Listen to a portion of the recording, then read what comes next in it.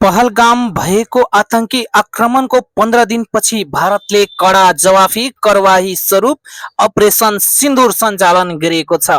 यस operation अन्तर्गत भारतीय वायुसेनाले पाकिस्तान र पाकिस्तान अधीन कश्मीर पीओकेमा रहेको आतंकवादी संगठनका 9वटा अखाडामाथि हवाई आक्रमण गरेको हो। भारतीय समय अनुसार बुधबार राति 1:30 बजे सुरु भएको यस सैन्य कारबाहीमा बहालपुर, मुरीदके, बाग, कोटली र मुजफ्फराबाद जस्ता ठूला आतंकवादी गतिविधि सक्रिय रहेका क्षेत्रलाई लक्ष्य गरिएको बताइएको छ। यी स्थानहरूमा रहेका आतंकी तालिम शिविरहरूलाई नष्ट पार्ने उद्देश्य सहित आक्रमण गरिएको हो।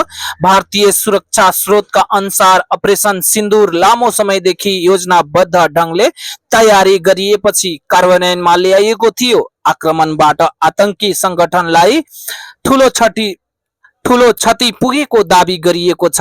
यद्यपि पाकिस्तानले यसबारे आधिकारिक प्रतिक्रिया दिन बाँकी छ।